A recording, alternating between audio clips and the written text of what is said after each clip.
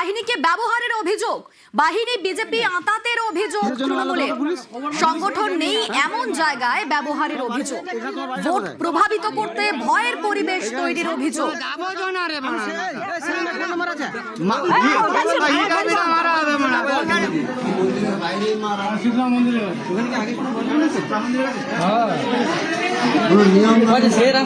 আমার ভিতর রাস্তা এরকম মারধর, এরকম ডান্ডালিয়া, এরকম মারধরটা কিসের জন্য? গ্রামের ভিতরে ঢুকে মারধর করে রে? তুমি কোথা থেকে এলে দাদা? তুমি কোথা থেকে এলে? আমি এটা কলকাতা থেকে আসছি। কিসের জন্য মারলো তোমাকে পুলিশ? পুলিশ এই জানি না হ্যাঁ? এতটাই মারছে।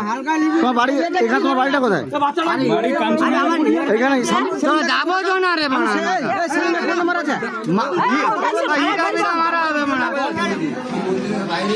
শিবলা মন্দিরে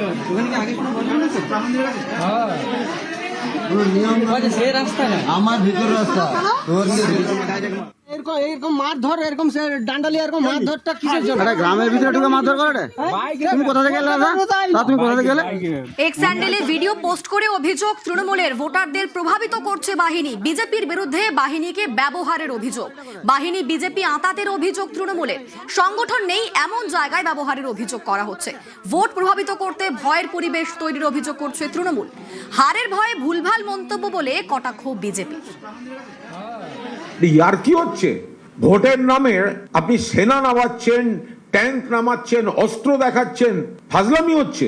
আর পাহলগাঁও থেকে জঙ্গি ঢুকে এসে বাঙালি পর্যটকদের গুলি করে মারছে, তার একটা জঙ্গি ধরা পড়েনি। সেনা তুলে এনে এখানে বাংলায় রুট মার্চ করানো হচ্ছে, সেনাদের সাঁজোয়া গাড়ি বাংলার রাস্তায় পাঠানো হচ্ছে। তবে এটা বুঝতে হবে, একজন মহিলা মুখ্যমন্ত্রীকে সামলাতে গোটা বিজেপি, অমিত শাহ, যোগী আদিত্যনাথ, সবকটা রাজ্যের সিবিআই, ইডি, এনআইএ, আধা সেনা, সেনা, কমিশন, কেন্দ্রীয় বাহিনী, অন্যদিকে হাওয়াই চপ্পল, আরো ট্যাঙ্ক ফ্যাঙ্ক নামাক, রাষ্ট্রসংঘ থেকে বাহিনী আনুক।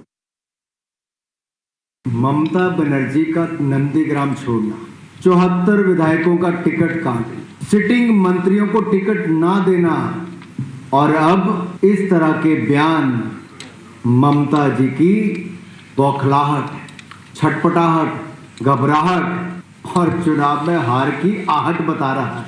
ये और कुछ नहीं है, ये जनता का डर है कि रोज ममता बनर्जी जी की जुबान से हार वाली वो बात निकल रही।